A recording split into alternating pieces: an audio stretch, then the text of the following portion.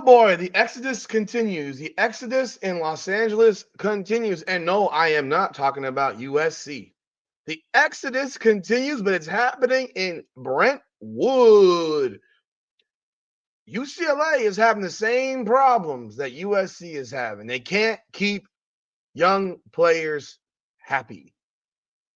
And maybe there's reasons for this that people should explore. Opinions about the coaching at USC, I have given mine many, many times. I can also tell you that my opinion on the coaching at UCLA isn't much better.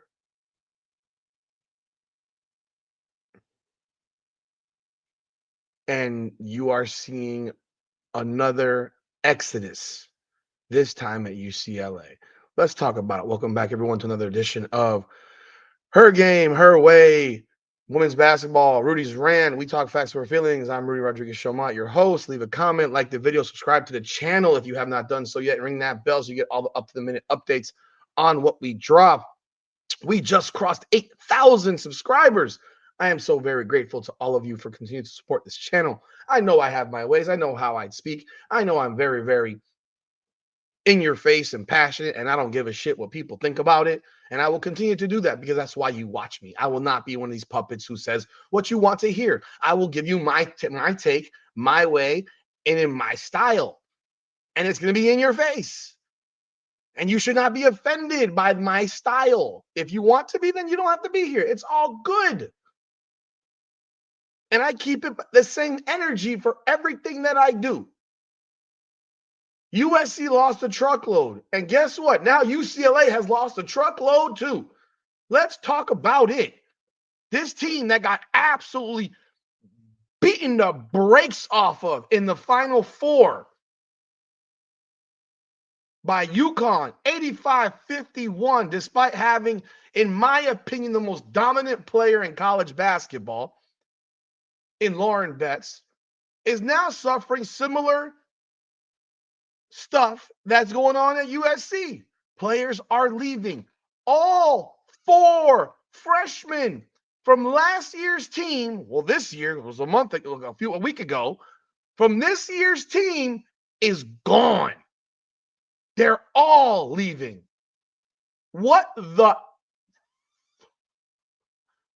They're all leaving. One season. I'm sorry, they're in Westwood, not Brentwood. My bad. I thought they were in. I'm not from LA. My bad. Bro. Alina, Arnisalo, Kendall, Dudley, Avery, Kane, and Zania Saka Nugaman, who comprised the 4th ranked signing class in the country last year, have entered the transfer portal. None of them have made a public announcement on social media with details regarding their decisions as of Wednesday morning. This is from the Los Angeles Daily News. Arnisalo came to the Bruins program as a highly touted international player from Helsinki, Finland. She started at point guard in the first 7 games of the season while Kiki Rice was working her way back from injury, and even drew praise from South Carolina coach Don Staley. Arnisalo is a good player. I mean, she was definitely a good player. She averaged 5 points, 2 rebounds, 5'10" guard, but her minutes were up and down. Dudley is a 6'2" wing. She was the number 18 recruit last year. She came off the bench throughout the season, averaged 12 points in 37 games, shot 46.5%, and averaged 1.9 points and 2.3 rebounds. Kane is a 6'1" guard from Santa Maria, 5-star recruit, but she played only a handful of minutes per game and with a season high of 21 versus Colgate. The last game she played in was a home matchup against Ohio State on March 8th. And then finally, Zania Saka Nugaman was the 4th and final player from the class. And she was the 26th ranked recruit in her class, but missed multiple games this season due to concussion protocol. She often participated on scout team during practices. In the second half of the season, came off the bench late in games. She also went to Sidwell Friends. Now they have two incoming recruits with Lauren Betts' sister, Sienna Betts, who's number 2 ranked recruit in the country, and Lena Bilic, a 6'3" Croatian guard. Man, a guard at 6'3" in women's basketball is crazy. She averaged 18 points per game with her European club ZKK Trznevjevka 2009. And Betts averaged 23 points, almost 17 boards, 5 assists, 3.5 blocks in her senior year at Grandview High School, which culminated with a state title. So obviously they got players coming in. But to lose 4 freshmen is bad. I don't care how you slice it. You cannot sugarcoat this. This is a huge loss.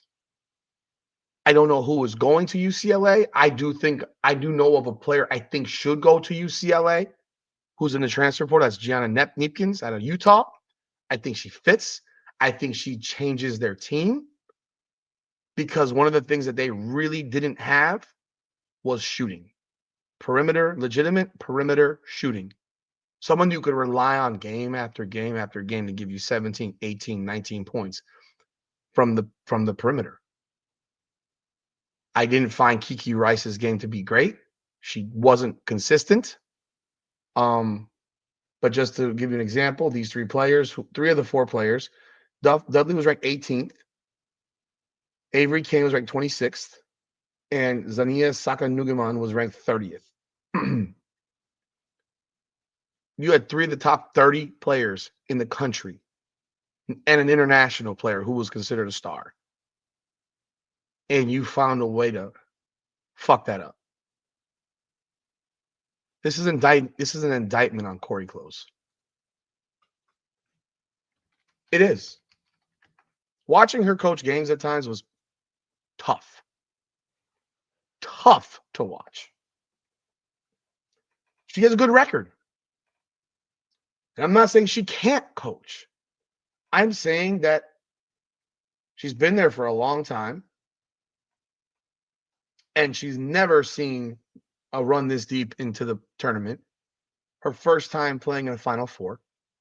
Prior to that, her deepest run was in 2017-18, going to the Elite Eight. Otherwise, she's got 1, 2, 3, 4, 5 Sweet 16 finishes. 1, 2 second round finishes, a WNIT semifinal, an NIT championship, and then two times where she didn't make the tournament. She's got a good record. They were 34-3. They were great last year, but were they as good as they could have been? I know lots of people watching them play. I mean, the times watching them play USC, and you're sitting here saying, my God, what are they doing? You're watching them, or you watch her out there, and she gives me reminders of Christy Sides, who I just think is not a great coach, not a good coach. Prior to being at UCLA, she was an assistant at Florida State for about 7-8 years. Before that, she was at Santa Barbara. Before that, she was an assistant at UCLA back in 93 to 95. Yeah, this is an indictment on her. This is an indictment on her. People can say what they like, but Arna Salo was a good player. Why would she leave? Why would she leave? She played, but again, it's about consistency. If you look at one thing that players want, they want consistency. And they really want to know where they stand, I think. That's my opinion. I want to know where I stand. I don't want to be told, always be ready, but then you never play. You should always be ready. But when you're a 5-star recruit, as is the case for two of these 3 players, and the third being a 4-star recruit, consider the fact that the last 5-star recruit in this class was Adele Talk, who went to South Carolina, and she redshirted. Kayomi Miller was the 27th player, and she was a 5-star. She's the second to last 5-star recruit, and she was a stud at Rutgers, but then had problems with the coach and is transferring. What are you doing in recruiting that you have fallouts with players as freshmen? If you look at them right here, Avery Kane played 18 games, averaged 8 minutes. Saka Nugaman played 16 games, averaged 5 minutes. Dudley played 37, she averaged 12 minutes. And Arne Sarlo played 37 and averaged 21 minutes. You look at other players and you might say, I'm better than this person. Why am I not getting the opportunity to show you that I'm better than this person? That's a mentality that exists. I mean, if you be real about it, Kiki Rice averaged 13 points a game, but she was 49% from the field, actually, but a lot of buckets around the rim. She was at 37% from three. Jaquez, I mean, she's efficient, but Jaquez is a good defensive player. She averages under 10 points. I think one of the players that plays a lot that might rub people the wrong way is London Jones. She's playing 25 minutes and shoots 35% from the field. She's 5'4", and she shoots 35% from three. She actually shoots better from three than she does from two. She averaged 8.5 points. Tania Gardner averaged 7.6 on, and she came off the bench. Angela Dugalich is leaving. Janaea Barker has played 17 minutes. I found that the substitution patterns of this team weird. I found their game plan weird. I think you need Lauren Best to be more aggressive. A lot of times I'm watching that pass around and she wasn't aggressive enough to me, but she was still the most dominant player in college women's basketball. She's unstoppable. She's unstoppable. She gets fouled on every play. But I got to wonder what these other players are thinking if they're walking after 1 year.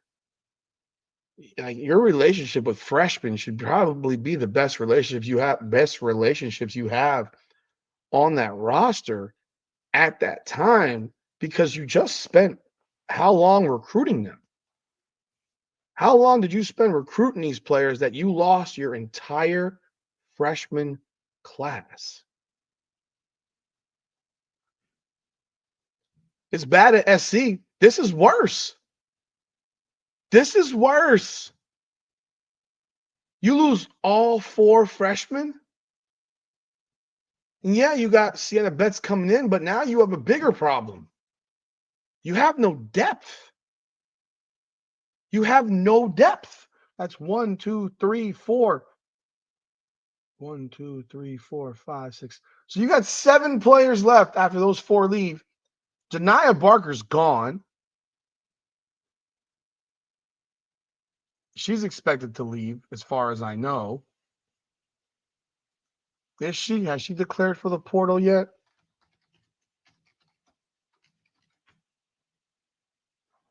I don't know if she's in the portal yet.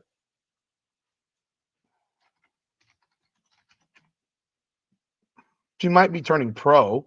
She can. So if Barker turns pro, and I thought she was misused badly on this team. I mean, Janiah Barker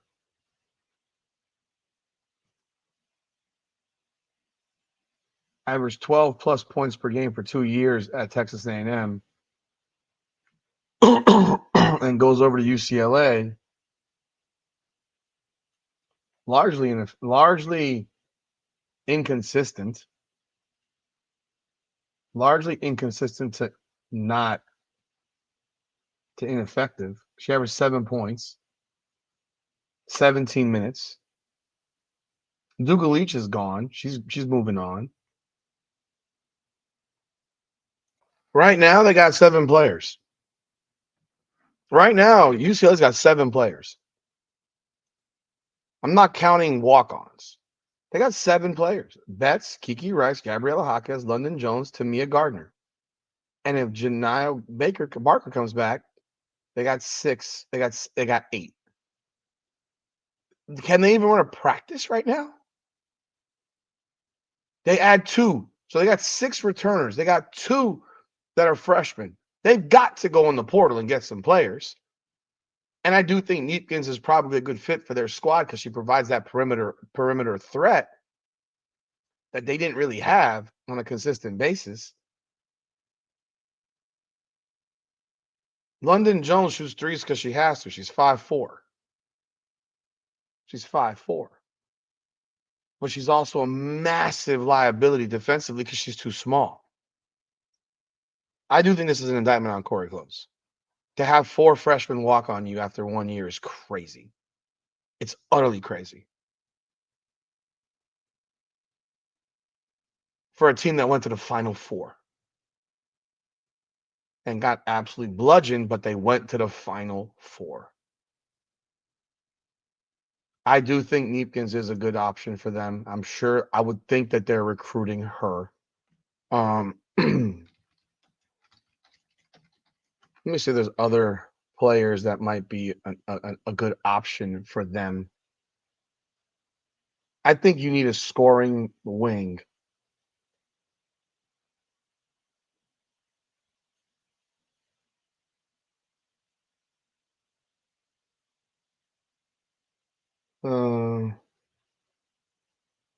Kara Dunn out of Georgia Tech could be an option.